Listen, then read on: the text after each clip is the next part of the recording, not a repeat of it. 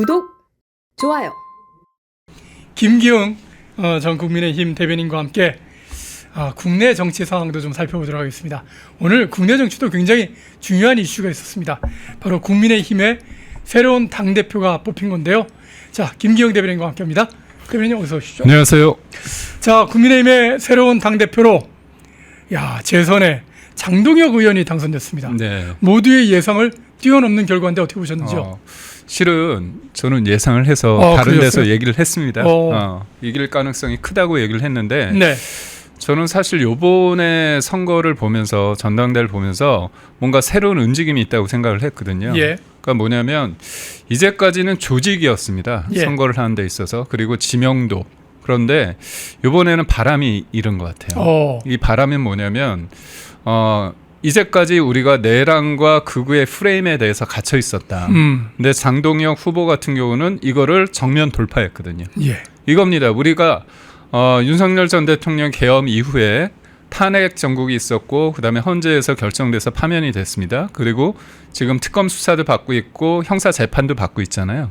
그런 상황 속에서 윤석열 대통령은 여하튼 정치적 책임과 법적 책임에 지금 놓이게 있습니다. 예. 그런데 끊임없이 민주당이 내란하고 구구구구 하니까 우리가 그쪽에서 던져진 폭탄에 자중질환하고 있었거든요. 아니 끝나지 않았습니까? 물론 변화하고 쇄신해야 되는데 거기에서 멈춰버렸어요. 그러다 보니까 내부에서도 뭐냐면 끊임없이 서로 내란 얘기를 하는 겁니다. 근데 저도 마찬가지고 수많은 사람들이 그 한겨울에 한남동 관저 앞에서 광화문에서 여의도에서 얼마나 치열하게 싸웠습니까? 단순히 윤석열 전 대통령 한 명을 우리가 구하고자 그런 게 아니라 그것뿐만이 아니라 대한민국에 과연 법치가 있었는지 그리고 이 무도한 이재명이라는 사법 리스크가 많은 사람이 탄핵이 됐을 때 결국은 대통령이 될 수밖에 없다는 현실 그리고 20차례 이상 30번 가까운 탄핵 이게 사실상 내란이잖아요. 예. 국가기관을 무력한 그리고 우리가 제2의 홍콩이 될 수 있다는 위기감. 그래서 굉장히 다양한 사람들이 거리를 메웠던 겁니다. 그런데 그런 거 없이 일방적으로 민주당이 구사하는 그 내란 프레임 그리고 극우 프레임 그거를 맥락 없이 그냥 받아들인 거거든요. 그래서 저는 굉장히 아쉬운 거죠. 그런데 이 부분에 대해서 사람들이 내란 하니까 쭈뼛 하는 겁니다. 그러니까 탄핵에 대해서 반대하고 찬성하는 게 절대 선과 절대 악이 될 수 없는 겁니다. 예. 그런데도 불구하고 이거에 대해서 싸우지 못했거든요. 그래서 제가 볼 때는 사람은 그렇습니다. 내가 생각하는 바, 내가 행동하는 바에 대해서 누군가 지적을 했을 때 납득이 되면 괜찮아요. 그런데 납득이 되지 않고 내란과 극우라는 프레임 속에서 쭈뼛 하는데 그것을 확실하게 정면 돌파한 사람이지 않습니까? 그래서 제가 볼 때는 사람은 자기 과거를 부정당하는 걸 제일 싫어합니다. 그런 측면에서 아니 우리 앵커님도 그렇고 저도 그렇고 그때 치열하게 싸웠잖아요. 예. 우리가 왜 극우입니까? 우리가 왜 내란입니까? 누구보다도 대한민국을 사랑하는데 그런 측면에서 우리 시청자분들도 마찬가지입니다. 맞습니다. 예. 그래서 누구보다도 이거죠. 사람이 대통령이 되고 물론 이재명은 제외고 어떤 리더가 될 때 가장 큰 게 뭡니까? 사람들의 마음을 얻는 겁니다. 그렇다면 당원과 국민의 마음을 장동혁이라는 사람은 잘 아는 거죠. 그리고 그걸 기초로 해서 싸운 건데 이게 사실상 어려운 싸움입니다. 왜냐하면 저도 당협위원장을 하기 때문에 우리가 대선 내내 김문수 후보에 대해서 굉장히 많은 얘기를 하지 않았습니까? 당 후보니까. 그게 각인이 됐습니다. 그리고 관성적으로 우리 많은 당원들이 김문수 후보의 장점을 많이 알아요. 예. 그런데 사실상 지금 국회의원이 된 지 3년이 안 됐거든요. 그러니까 재선이긴 하지만 보궐로 들어왔습니다. 그래서 채 3년 정도 된 사람인데 신인이라고 할 수 있죠. 물론 당직은 여러 개 했습니다. 근데 이 사람을 통해서 사람들이 희망을 본 겁니다. 그래서 저는 조직의 문제냐 아니면 바람의 문제냐 그리고 현재나 과거나 아니면 미래냐 특히나 지방선거를 앞두고 김문수 후보의 간판을 걸고 싸울 것인가 아니면 장동혁 후보의 간판을 걸고 싸울 것인가 했을 때 당원들 입장에서는 진짜 이기고 싶거든요. 예. 그러기 위해서는 당원과 국민들의 지지가 저는 어렵지만 저는 장동혁 후보한테 갔고 전 참 놀란 게 뭐냐면 결선뿐만이 아니라 본선도 1위였습니다. 아니 요번에 그 결과가 네. 그러니까 제가 왜 그 예측을 못했냐면요. 너무 박빙이었고 초반에는 김문수 후보가 저 앞에 앞서가고 있었거든요. 네. 그리고 이번에도 결선 투표했는데 표 차이가 겨우 2,366표 퍼센테이지로 지금 보시는 것처럼 한 1% 정도밖에 차이가 안 나요. 네. 그러니까 사실 결선을 했을 때 예. 이른바 이제 조경태 후보와 안철수 후보가 어디로 가느냐를 봐야 되는데 제가 이제 조사를 해 보니까 예. 결선 관련해서 결과뿐만이 아니라 본선에서 표도 나왔습니다. 예. 본선에서 보면 김문수 후보가 13만 표고요. 예. 그다음에 장동혁 후보가 15만 표입니다. 예. 그러면 한 2만 표 정도가 차이가 나지 않습니까? 예. 근데 결선을 갔을 때 조경태 안철수 후보 표가 김문수 후보한테 다 가지 않았어요. 왜냐하면 장동혁 후보는 7만 표가 증가했고요. 그리고 김문수 후보는 8.7만 표. 표인가요? 맞습니다. 이게 이제 결선이고요. 그 전에 있던 게 본선인데 4명 표가 본선 좀 나오는 게 띄워주실래요? 있는데 네, 이거를 좀 확대해 주면 제가 설명을 드리겠습니다. 보십시오. 김문수 후보가 13만 표죠. 장동혁 후보가 15만 표입니다. 예. 2만 표 차이가 나잖아요. 예. 그런데 김문수 후보하고 장동혁 후보가 결선을 갔을 때 김문수 후보는 여기에서 13만 표에서 8만 7천 표가 증가합니다. 네. 그래서 21만 7천 표고요. 예. 장동혁 후보는 7만 표만 얻습니다. 하지만 기본적으로 깔았던 15만 표에서 출발하기 때문에 이긴 거예요. 그리고 지금 탄핵을 찬성했던 사람들이 단일화를 하면 이길 수 있을 거다 착각입니다. 왜냐하면 조경태하고 안철수 후보가 지금 14%하고 17%잖아요. 둘을 더하면 31%입니다. 그럼 2위인 김문수 후보가 거의 비슷합니다. 예. 그래서 이른바 탄핵에 찬성했던 두 후보가 단일화를 했다고 하더라도 본선에서 결선에 오르지 못할 가능성도 있다는 거죠. 근데 저는 이 표를 딱 보니까 지금 드는 생각이 탄핵에 대해서 찬성하는 사람들, 네, 이 안철수 후보와 조경태 후보를 지지하는 지지자들도 네, 국민의힘 지지자들 중에서 한 3분의 1은 된다는 얘기지 않습니까? 그렇습니다. 예, 근데 지금 장동혁 신임 당대표가 지금 뭐 지난 어떤 선거 기간이나 오늘 당선 이후에 첫 발언이나 모두 네. 좀 당을 좀 분열시키고 그리고 당에서 좀 탄핵에 대해서 찬성했던 분들은 이제는 좀 내보낼 것처럼 얘기를 하더라고요. 이러면 당이 찢어지게 되는 건가요? 그러니까 우선적으로 저희가 볼 때 이게 일종의 프레임입니다. 예. 레거시 미디어하고 민주당에서는 우리의 전당대회를 닫고 탄핵에 대한 찬반 이분법적으로 봤어요. 예. 근데 그러지 않은 겁니다. 우리의 시선은 우리의 눈은 미래로 향하고 있었고요. 탄핵 찬반을 넘어선 상황이었습니다. 우리는 지금 야당입니다. 야당의 존재 이유는 싸워서 이겨야 되거든요. 이재명 정부에 대해서. 그렇다면 살아있는 권력과 싸울 수 있는 사람에 대한 게 있었어요. 근데 지나치게 탄핵 찬반만 가지고 구도를 구르다 보니까 이해가 안 되는 거죠. 제가 말씀드렸죠. 조경태와 안철수 후보를 합치면 실질적으로 표가 12만 표가 넘거든요. 근데 김문수 후보한테 다 가지 않았습니다. 그거 왜 그럴까요? 사람들이 굳이 따지자면 김문수 후보하고 장동혁 후보 입장에서 봤을 때 탄핵에 찬성했던 안철수하고 그다음에 조경태 후보, 특히 한동훈 전 대표는 뭐라고 했습니까? 최악을 피하기 위해서 투표 독려했잖아요. 근데 그 사람들이 김문수 후보를 일방적으로 지지 않았다는 겁니다. 이건 뭐냐? 김문수 후보와 장동훈 후보를 봤을 때 탄핵 찬반 그것도 작용을 하겠지만 결국 미래를 위해서 지방선거를 위해서 어떤 사람으로 해야 되는지 그리고 김문수 후보를 뽑았을 때 쇄신의 느낌을 주는지. 그건 그런데 이제 장동혁 후보가 이제 장동혁 대표가 본인이 한 얘기가 있어서 맞습니다. 그래서 이제 제가 좀 걱정이 돼서 드리는 질문입니다. 오늘 질문이 나왔습니다. 질문이 뭐라고 나왔냐면 그러면 이른바 내부 총질한 사람들 내보내냐 그런 질문을 하니까 장동혁 후보가 명시적으로 이렇게 얘기했습니다. 지금부터 단일 대우에서 이탈해서 내부 총질하는 분들에 대해서는 결단을 하겠다. 그 결단이 뭐냐 이거죠. 그러니까 이게 뭐냐면 지금부터라는 얘기입니다. 지금부터. 그러니까 시점이 중요한 거죠. 그리고 내가 무슨 개파의 누구라고 얘기한 적은 없다. 그렇게 얘기를 했고 그 앞에 뭐라고 얘기했었냐면 단일 대우에 합류하지 못하는 분들 당을 분열로 몰고 가는 분들은 결단하겠다. 이 얘기를 하되 지금부터 단일 대우에서 이탈해서 내부 총질하는 분들은 결단하겠다. 그렇게 얘기했습니다. 결국은 뭐냐면 지금까지의 상황은 제가 볼 때 이게 말에 대해서 과도하게 제가 해석할 수는 있겠지만 여튼 시점이 지금부터라는 부분이 제가 볼 때는 되게 도드라졌습니다. 그래서 지금 내가 당대표가 됐기 때문에 지금 어떤 특정한 사람에 대해서 내보냈다 이렇게 하기보다는 먼저 칼을 뽑지는 않겠다. 그렇죠. 그 얘기네요. 그러니까 이게 뭐냐면 리더십이 만들어졌고 당론이란 게 이제 생기지 않겠습니까? 예. 근데 그 당론을 저버리고 당론을 무시하고 자기 정치를 하는 인간, 자기 정치를 하고자 내부 총질하는 사람이 있다면 그거는 분명히 문제라는 거죠.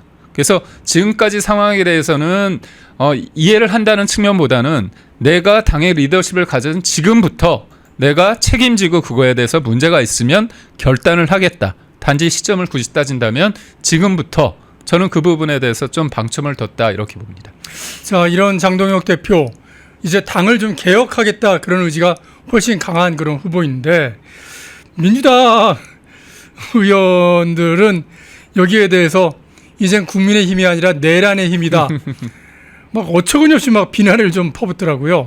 그런가 하면 개혁신당의 이준석 대표는 국민의힘이 그래도 뭔가 좀 바뀌려나 보다.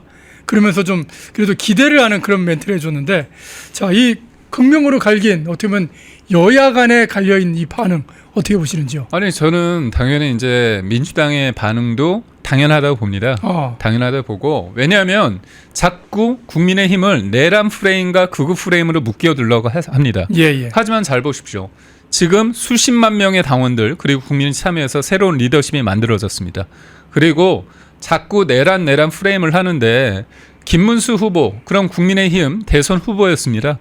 40%는 넘는 국민들의 선택을 받았습니다. 예. 그러면 내란 후보입니까? 아니잖아요.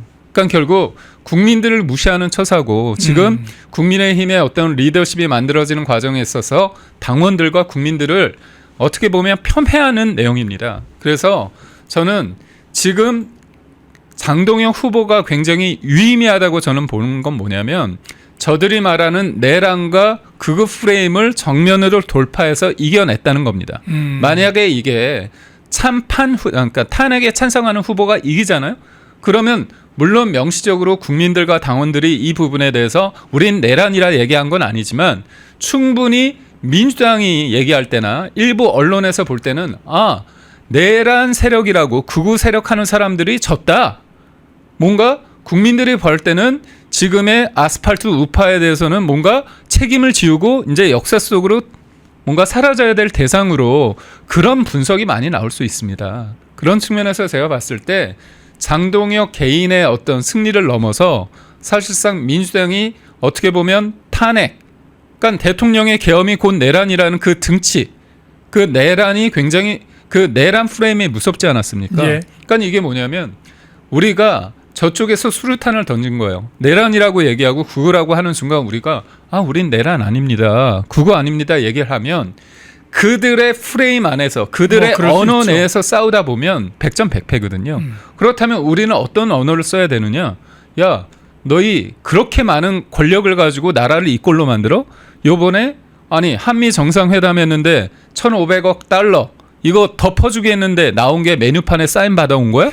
이거 가지고 싸워야 되는 거거든요. 예. 야당이 뭡니까? 왜 과거 가지고 싸웁니까? 그래서 제가 볼 때 프레임 전환이 된 거예요. 그런데 그 민주당 입장에서는 이거 이렇게 되면 깜짝 놀랐거든요. 그동안 써먹을 수 있었던 그럼요. 내용이 어떻게 보면 자기네들이 주구장창 써먹었던 레파토리가 사라지는 거거든요. 이게 저도 이제 패널 활동을 하는데 제일 난처한 게 뭐냐면 이겁니다. 제가 이건 아니다 그러고 싸우는데 갑자기 당내 인사가 맞다고 얘기하잖아요. 그러면 민주당 패널이나 진행하는 분들이 당내에서 맞다고 하잖아요. 그럼 제가 뻘쭘해집니다. 그렇게 되죠. 예. 그래서 내부 총질이라는 게 되게 무서운 건데 저는 당의 이견은 있을 수 있다고 봅니다. 그래서 그게 민주주의죠. 저는 모든 걸 내부 총질이라고 얘기하는 건 아닌데 많은 사람들이 숙고해서 당론이라는 것들을 만들잖아요. 그리고 중요한 포인트가 됐을 때 사람들은 그렇습니다.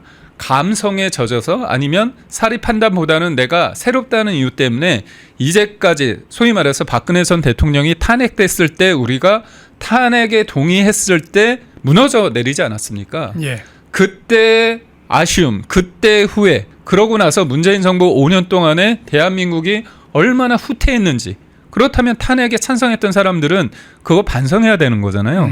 그렇다면 똑같은 잘못을 저지르지 말자, 그렇게 돼야 되는데 또 여지없이 여론과 분위기와 그리고 아니 얼마나 그때 민주당이 탄핵했습니까? 내란 했습니까?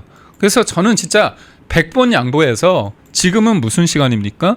사법의 시간입니다. 그런데도 불구하고 지금 끊임없이 내란 하면서 지금 이제 한덕수 전 총리도 보내버리려고 하죠. 예. 종국적인 건 뭡니까? 결국은 국민의 힘을 내란 정당으로 규정해서 해산시키려는 겁니다. 그렇다면 저들의 목적 의식이 확실하고 어떻게 싸울 것이 뻔한데 이 부분에 대해서 우리가 어떻게 싸울 것인가에 대한 부분이 있을 수밖에 없고, 그러다 보니까 저기는 고장난 레코드처럼 끊임없이 또 내란 정당, 극우 정당이다 그런 얘기를 하는 거고, 저는 여기에서 이준석 개혁신당 당대표가 얘기했던 쇄신의 의지를 확인했다, 이 부분에 있어서 충분히 장동영 후보가 이른바 저는 세대 교체가 됐다고 봅니다. 예. 그렇다면 이준석 후보가 볼 때도 자기가 대선 국면에서 단일화에 대해서 거부하지 않았습니까? 그렇지만 현실은 힘이 있어야 됩니다. 그렇다면 개혁신당과 국민의힘이 뭔가 접점을 통해서 공통 분모를 통해서 민주당과 싸워서 이겨야 되거든요. 그렇다면 할 수 있을 여지가 있다. 그래서 제가 볼 때는 손을 내밀었다 이렇게 판단합니다. 참 이게 쇄신이 됐다, 인적 쇄신이 됐다라고 이렇게 말씀을 하셨는데, 그래서 이제 좀 질문을 드릴 수밖에 없는 게, 이제 요번에 당대표하고 최고위원이 모두 다 뽑혔지 않습니까? 근데 그 최고위원들이 선출한 그 선거로 뽑은 최고위원 말고 네. 당대표가 지명해서 임명하는 최고위원이 있습니다. 근데 여기에 지금 이번에 당대표 후보를, 그러니까 장동혁 후보를 굉장히 지지했던 전한길 선생님이 임명될 거다, 그런 얘기가 나오고 있거든요. 네. 그 가능성에 대해서 어떻게 보시는지요? 우선적으로 이제 지명직 최고 관련해서 또 질문이 나왔습니다. 예. 기자들 질문을 하니까 장동혁 신임 당 대표가 뭐라고 얘기하냐면 능력으로 하겠다. 그리고 기계적 탕평은 하지 않겠다 얘기했습니다. 예. 그러니까 결국 말해서 탄핵에 대해서 찬반 이렇게 했을 때 머릿수를 채워가지고 이쪽에 탄핵에 대해서 뭔가 반대하는 인사가 많으니까 지명직 최고는 이른바 탕평이라는 이름으로 찬성 쪽을 하느냐, 그런 건 안 하겠다는 거잖아요. 예. 그렇다면 능력입니다. 그런데 그 능력에 있어서 저는 사실 요번에 바람 대 조직의 싸움이라고 봤을 때 네. 바람을 일으키는 데 있어서 중요한 게, 물론 이제 펜앤마이크에서는 특정 후보를 지지하지 않았죠. 예. 지지하지 않았지만 우리가 레거시 미디어에서 얘기했던 거, 그리고 또 여론조사 이른바 갤럽이나 그리고 또 조앤 CNI 같은 경우에 했을 때 좀 결이 달랐습니다. 예. 특히나 유튜브에서 저도 유튜브를 좀 작은 걸 하는데 게시판을 통해서 여론조사를 하면 일방적으로 장동희 후보가 사실상 9대1로 예. 이기는 결과가 많이 나왔습니다. 예. 그래서 저는 이번 상황을 봤을 때 이른바 이제 레거시 미디어 대 새로운 뉴 미디어, 이른바 유튜버의 어떤 관계, 그리고 여론조사와 유튜브 게시판에서의 그 여론조사의 어떤 차이가 갭이 어느 정도 있을까 봤는데 결과가 유튜브 쪽에 많이 있었거든요. 그렇다면 이거는 되게 유의미합니다. 그러니까 당원들과 국민들의 마음이 전통적인 레거시 미디어와 그리고 여론조사에서 반영이 잘 안 된다는 거거든요. 그런 측면에서 이 장동혁 후보가 새로운 미디어 환경에 대해서 본인이 의미를 뒀습니다. 그러면은 지명하는 건가요? 그런데 저는 이게 좀 별개라고 봅니다. 저는 뭐냐면 본인이 전한길 전 강사에 대해서 저는 긍정적으로 보는 면이 있습니다. 저랑 생각이 다 같지는 않지만 역할을 하고 이른 바 있지만 네. 그럼에도 불구하고 일정 부분 역할을 한다고 하더라도 지금 수뇌부에 지도부에 들어가는 것과는 저는 좀 달리, 그러니까 본인이 할 수 있는 역할과 수뇌부에서 할 수 있는 역할은 저는 좀 달리 보는 게 낫다. 왜냐? 분명하게 전한길 전 강사 같은 경우는 명시적으로 장동영 후보를 지지했습니다. 예. 그렇다면 본인은 그러지 않다고 손치더라도 제3자가 봤을 때 뭔가 내가 지지를 했기 때문에 결국은 지명직으로 되는 거 아니냐. 아, 대가를 받은 거다. 그렇죠. 어허. 그러니까 저는 뭐냐면 전환길 전 선생님이 그런 식의 생각을 하지 않는다고 보거든요. 그리고 전환길 전 선생님 봤을 때는 본인의 또 역할이 있습니다. 그래서 예, 예. 만약에 이 지도부에 대해서 자기가 지금 유튜버가 아니라 지도부를 통해서 본인의 어떤 입장과 메시지와 이른바 정치를 본격적으로 한다고 한다면 누군가의 지명이 아니라 본인이 힘이 있다고 생각하면 선출직을 통해서 지도부에 입성하는 게 전 맞지 않은가 그런 생각을 해봅니다. 지명직 말고 선출직으로 들어간다면은 가능할 수 있을 것 같다. 그런 말씀이셨습니다. 어쨌든 요분들입니다. 이제 새로운 국민의힘의 혁신을 이끌어갈 새 지도부인데 뭐 장동혁 대표, 송원석 원내대표 그리고 최고위원은 뭐 지금 쭉 나와 있는 김문수 최고위원부터 이렇게 5분이 나와 있는데 지명직까지 6분이 네. 민주당이 폭주, 정청래 폭주에 맞서서 또 이 조국의 진짜 이 천방지축에 맞서서 좀 잘 보수 우파와 아스팔트 우파의 생각, 또 대한민국의 미래를 좀 잘 좀 준비를 좀 해줬으면 하는 진짜 야당의 모습을 좀 만들어줬으면 하는 바람 가져보겠습니다. 자, 김기흥 전 국민의힘 대변인이었습니다. 말씀 잘 들었습니다. 고맙습니다. 펜앤마이크와 광동이 함께 준비한 초저분자 콜라겐으로 피부 속까지 촘촘하게 관리하세요. 하루 두 알로 피부 보습, 탄력 개선, 체내 흡수에 용이한 저분자 PC 콜라겐, 부원료 또한 탄탄하게 펜앤마이크 TV 단독 할인 1개월분 한 박스에 13,000원, 3개월분 3박스에 3만원.